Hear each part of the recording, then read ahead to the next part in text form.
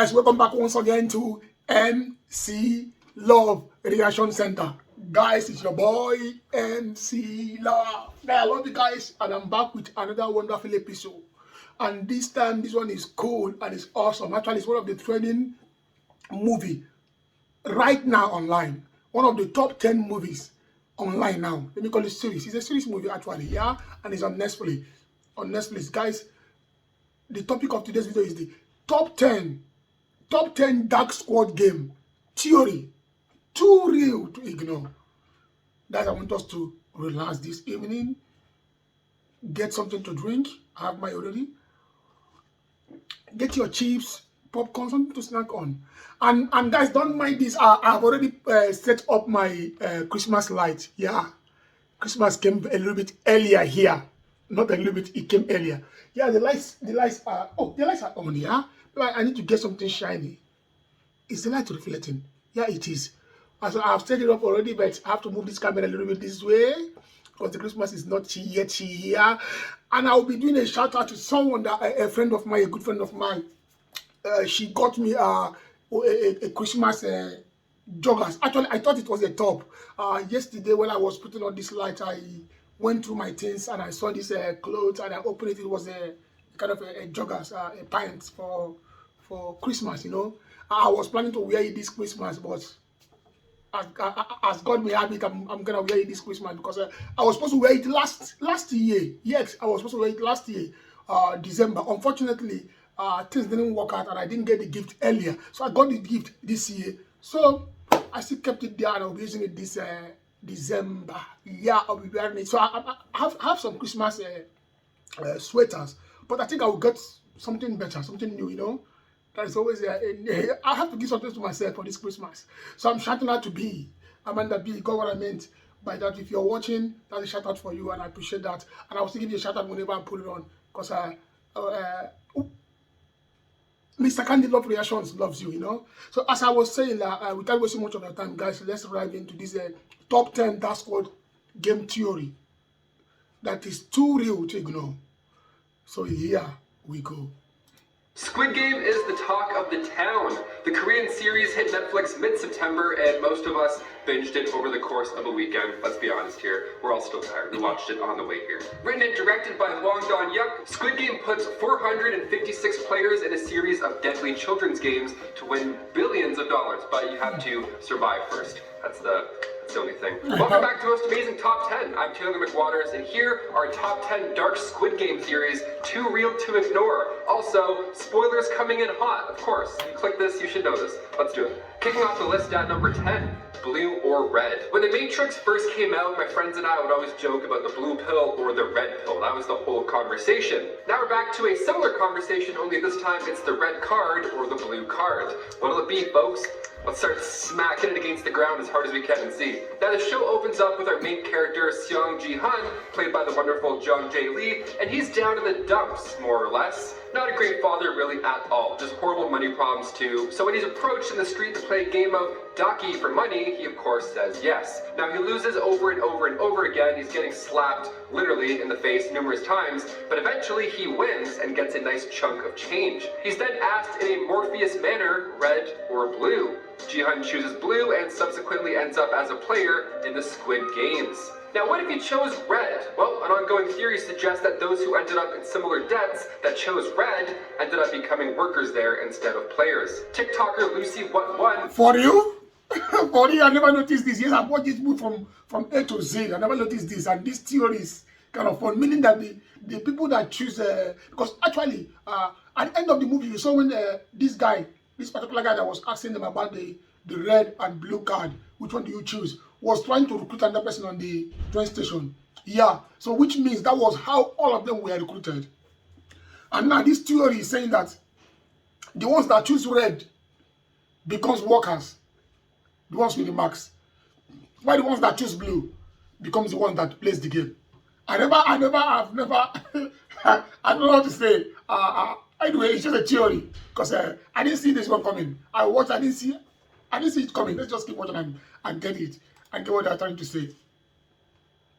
Jihan posted this question online, so now we're talking about it in the office all day long. Okay, so this theory checks out. It's stated in the game that everybody is equal, but you know what? I'm a blue guy for sure. If I had to pick, I would be so screwed. I'm like, blue looks nicer. I like blue. I'm a blue guy. Number 9.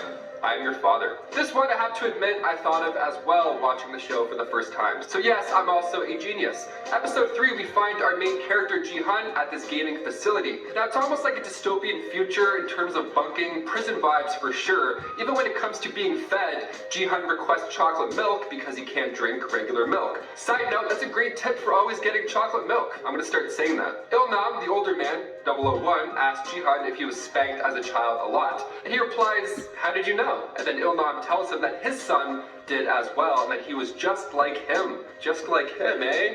Interesting. Episode 3, sprinkling in those key factors. I've never noticed this. They are trying to say that they are father and son. Even when the movie ended, when this man died, I never heard him say anything of that. Let's keep going. Now cut to the marble game, episode 6. There's a neighborhood setting built for this one, a neighborhood setting that Jihan recognizes. Looks a lot similar to the one he grew up near. Interesting. Now let's backtrack to that first episode where Jihan is attempting to get into his mom's bank account. He tries a series of numbers, and if you've ever done an escape room, you're probably leaning in at this point. He tries to use his own birthday, which is 0426, April 26. And in that 6th episode, Ilnam asks Jihan if it's the 24th yet because his son's birthday is coming up. Almost like it's 2 days later on the 26th.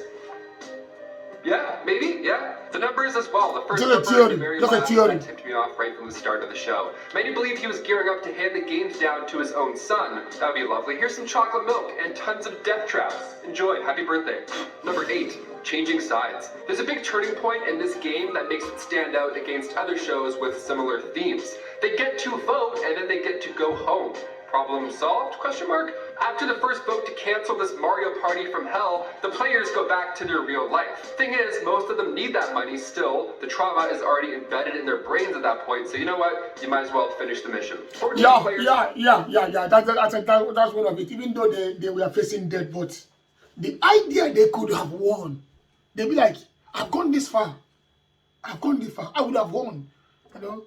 Chose not to go back after the 50-51 split because, you know, they don't want to play tug of war till death. Fair, more than fair. But what did those 14 players do instead? Well, the front man tells other guards to watch out for players who didn't return. Yeah, you can't just walk around town and then tell everybody about these games. That's a no-no. Plus, as we see in the show, it's not easy to believe people when they tell cops to go to the game anyways. Like, he goes and he explains the games, and they're like, yeah, this is insane, get out of here, you're crazy. So a theory is that the players who didn't return still were recruited to pay their debts by being a worker instead, by going onto the red side. And if you look at the 14 who... For you? They become workers. Didn't return, plus previous games, they must have had people there leaving, so it kind of adds up to the amount of workers that we had in season 1 of this show. Hot theory, we love it. Number 7, winners return. So you win the game, you're rich, now what? Well, considering the patterns that got them in there in the first place, odds are they probably just spent those winnings and then got themselves in yet again another hole. We literally see this in the first episode with our main dude. So many believe that the guards are previous winners who have fallen back into a gambling debt, or they just can't live normal lives after. After one boy was discovered to be a guard in episode 3, it kind of makes you wonder. I mean, kids are really good at these games after. Yeah, that's a good theory. The kids are good in such a game, which means he might have won it before. But I believe the little guy was killed. Yeah? Also, wouldn't shock me if he was a past winner. Also, that's horrible to have a kid playing these games. Oh my god. Number 6, red hair return. We love a glow up. You change your hair, you're a new person. You start doing unnecessary hair flips, you say pardon a lot, you know, you're talking to feeling good. Well, in the finale, Jihan decides to change his hair color up a bit, but that transition takes a while after he wins the game. He also doesn't even touch the prize money right after he wins for more than a year, obviously. Too much guilt for chocolate milk. Yeah, he was even begging to eat and was just walking around the streets, living like a boy, you know, because he was broken, you know. What he passed through, what he saw, people he knew that lost their life there, broke him down. He couldn't even focus. such a thing. It's not until the old man reveals that he was behind the Squid Games does Jihan start spending that money. He starts dressing nice and changing his hair color to red. It's cool. Now the show director says that this was done because it was the craziest thing that his character would do. You know, changing his hair, being all different. He's all dark and edgy now, right? Okay? But some believe that he dyed his hair red because he's going back now to pose as a worker in Season 2. And that's how he'll take revenge on the game. There's nothing planned yet for Season 2, but this feels like a good call. I'm leaning towards this one. Now, that theory makes sense, that he changes his hair red so he can join the workers.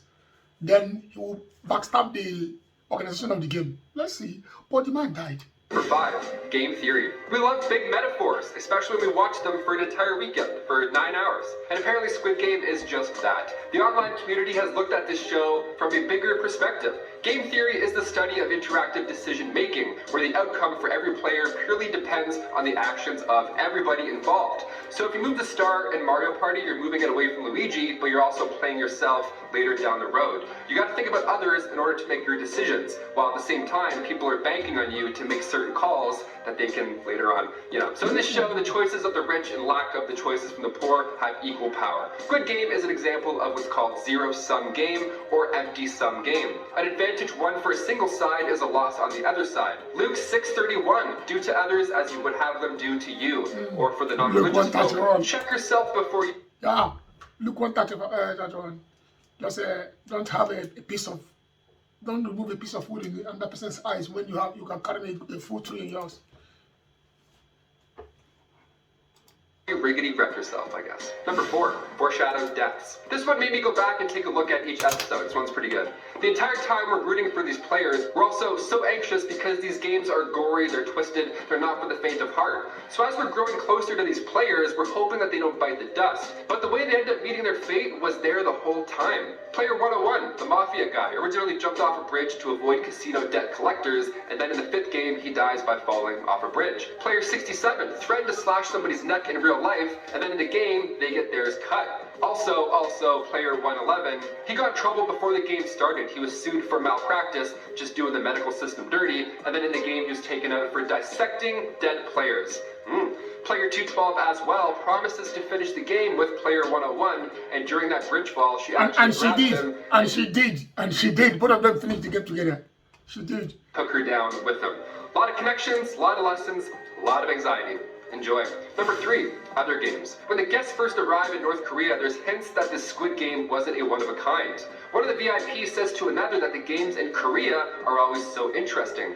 Okay, so more than one? What makes this one interesting? Look, I'm sure in this world there's other twist-rich masterminds with their own plans and how to use their money. I mean, all of ours on Earth just want to go to space. That's a good call, I guess. But it's revealed that the old man was really the one who put this game together the whole time. Plus the theory that they're related, we now have a new idea. What if the games were just his way? They related? I couldn't remember. I think I will need to watch this movie again. At least this last part.